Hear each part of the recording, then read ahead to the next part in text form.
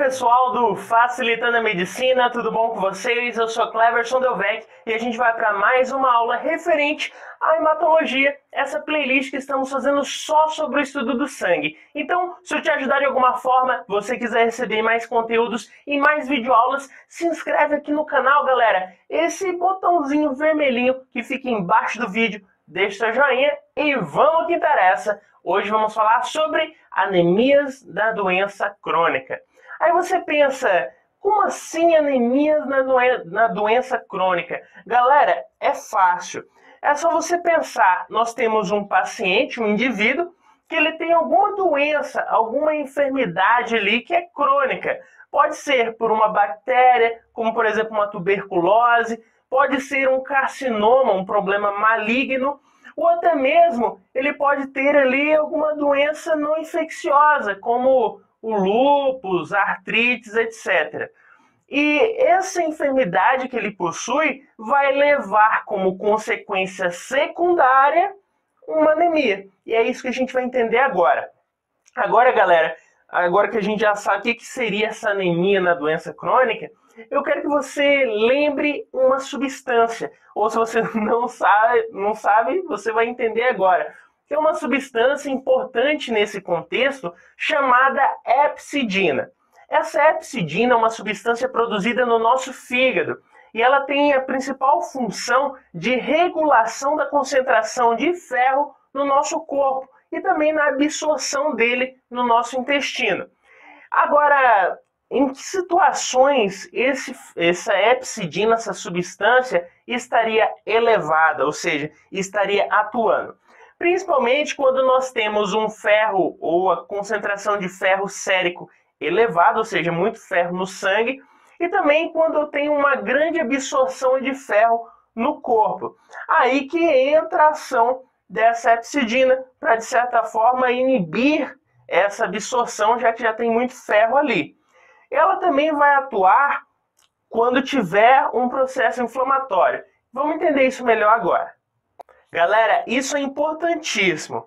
Ela atua quando tem um processo inflamatório, até contextualizando com o nosso assunto, que quando uma pessoa tem uma doença crônica, pode ser uma inflamação, eu vou ter uma grande liberação de citocinas pró-inflamatórias, como interleucina, por exemplo, TNF.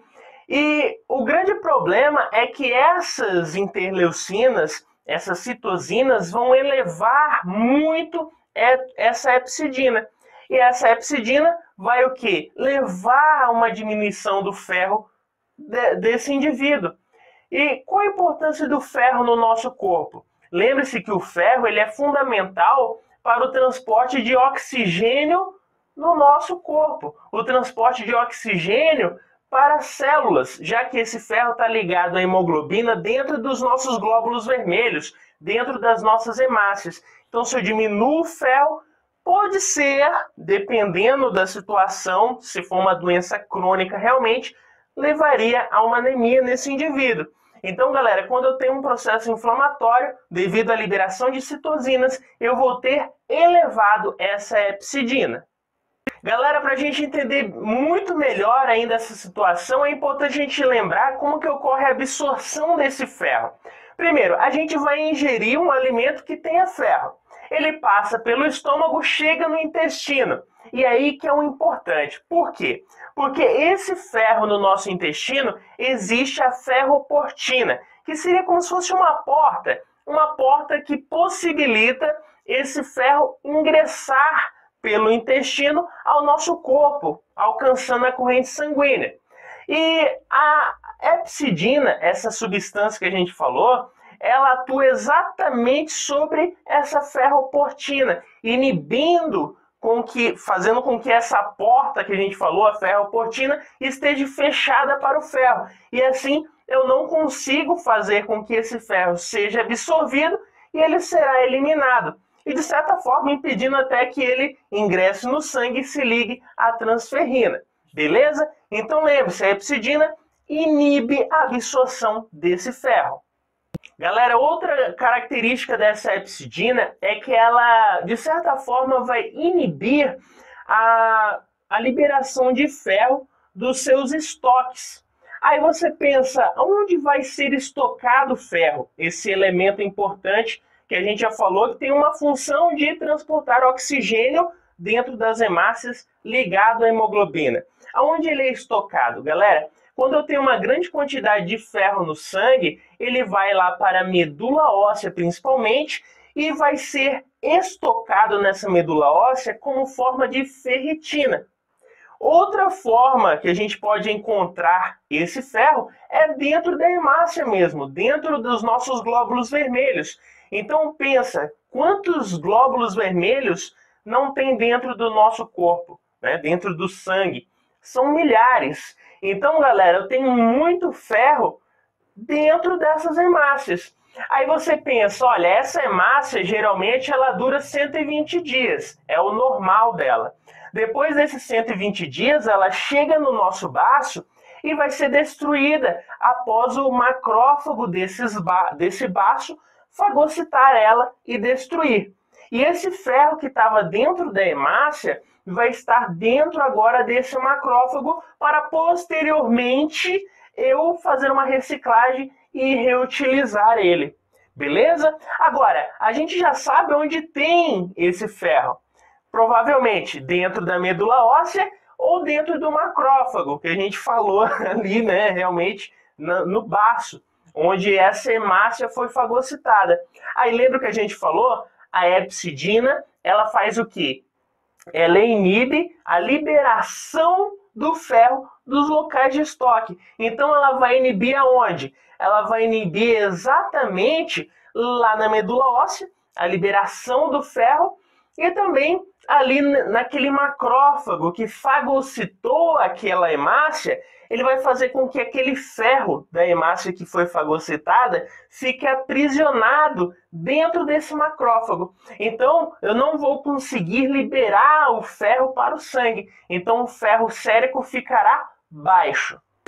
Galera, outra característica importante dessa hepcidina é que ela, além de tudo isso que a gente já falou, de diminuir o ferro sérico, de fazer com que esse ferro decaia quando existe uma ação inflamatória devido à presença das citosinas, ela ainda vai diminuir a presença dessas hemácias no sangue. Por quê? Porque ela vai diminuir a vida útil da hemácia. Como a gente falou agora há pouco, a hemácia tem um tempo de vida de 120 dias. Então essa hepcidina ela diminui ainda o tempo de vida, talvez ali 100 dias. Pode ser, vai reduzir o tempo de vida da hemácia. Além disso, ela vai fazer com que a eritropoetina seja reduzida. Lembrando que a eritropoetina é fundamental para induzir a medula óssea a formar mais células sanguíneas. Então, além de tudo isso, essa hepcidina ainda diminui essa substância, essa eritropoetina, e como consequência, eu vou diminuir a produção de hemácias. Então, galera, a gente viu como é importante essa substância produzida no fígado, essa hepcidina, num contexto em que eu tenho uma doença crônica. Por quê? Porque se eu tenho um processo inflamatório, por exemplo, vou ter citosinas elevadas e, consequentemente, vou ter essa hepcidina elevada. E essa hepcidina diminui a concentração de ferro, diminui a eritropoetina, diminui o tempo de vida de hemácias e diminui a produção de hemácias. E isso sim pode levar a uma anemia. Aí você pensa, que doenças poderiam levar a esse problema secundário, que seria a anemia? Aí a gente pode citar, pode ser problemas infecciosos por bactérias? Pode ser não infeccioso? Pode ser também. Pode ser problemas malignos? Também pode. Então, quais os problemas infecciosos por bactérias a gente pode destacar como uma doença crônica que levaria a uma anemia? A gente pode citar uma pneumonia, uma tuberculose, por causa dessa bactéria, abscessos pulmonares, osteomielite, endocardite, enfim, são uma gama muito grande de problemas por bactérias que, como consequência, levaria a uma anemia de forma secundária. Também problemas não infecciosos, como lúpus, artrites, problemas inflamatórios ou doenças inflamatórias no intestino também levaria a esse problema. E até mesmo problemas malignos, como linfoma, carcinoma, sarcoma, levaria também a essa consequência. Ou seja, eu tenho uma doença e essa doença, como consequência, me leva a ter uma anemia. Galera, e qual o quadro clínico desse paciente? Fácil. A gente vai ter uma anemia nesse paciente ali de forma leve. Claro, a gente vê palidez, o que é comum de anemia? Palidez de mucosas, um cansaço exacerbado nesse paciente, ele tem intolerância ao esforço, não consegue fazer muita coisa, não tem aquela agilidade no trabalho que exige esforço. A gente vai encontrar também, pessoal, nesse paciente, principalmente os sintomas da doença que ele possui. Então, lembre-se, se ele tem uma pneumonia, o quadro dele vai ser de pneumonia. Se ele tem uma tuberculose, quadro de tuberculose. Se é um carcinoma, um problema maligno, a principal característica vai ser do carcinoma e não da anemia. A anemia é algo secundário, mas a gente pode encontrar o que eu falei, o cansaço, a palidez de mucosa e etc.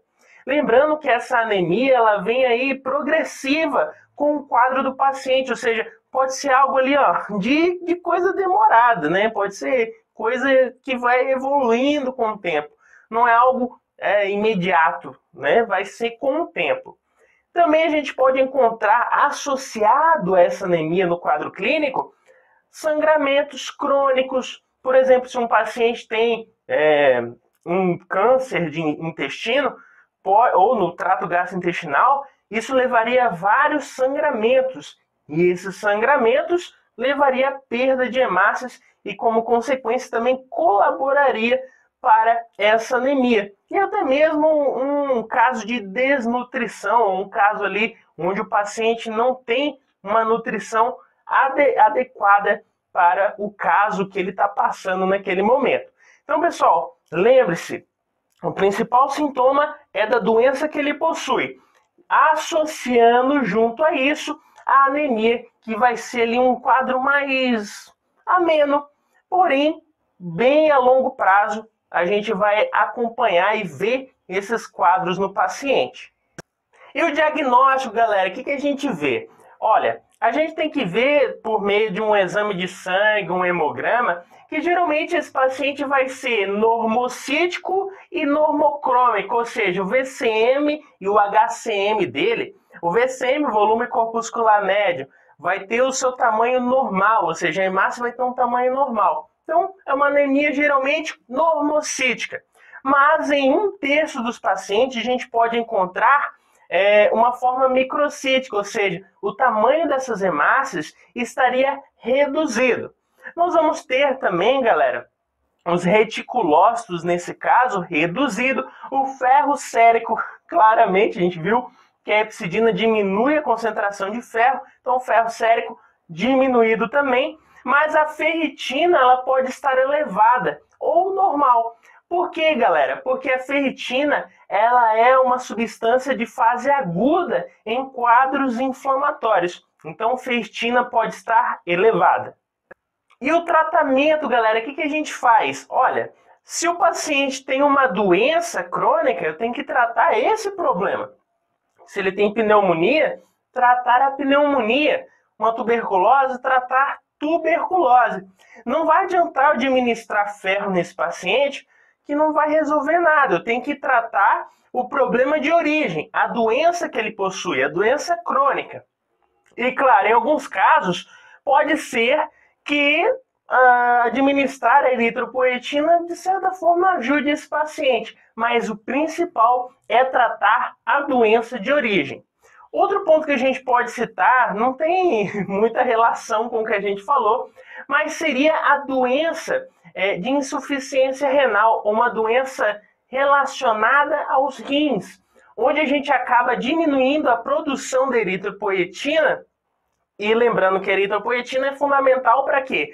Para formar novas células sanguíneas, novas hemácias. Então, diminui essa eritropoetina liberada pelos rins, eu vou ter como consequência uma possível anemia. E para que eu vou fazer para tratar? Eu vou administrar nesse paciente 3 vezes, né, para, de certa forma, tratar esse paciente. Eu vou administrar nele essa eritropoetina que estaria faltando. Então fica mais esse bônus aí para você quando o paciente tem uma doença relacionada aos rins, uma insuficiência renal, ele pode ter essa queda na eritropoetina que levaria a uma anemia, beleza?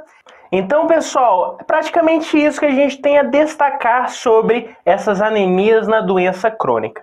Se eu te ajudei de alguma forma, se inscreve no canal, galera, deixe seu joinha e vamos continuar os nossos estudos referente ao estudo do sangue. Valeu?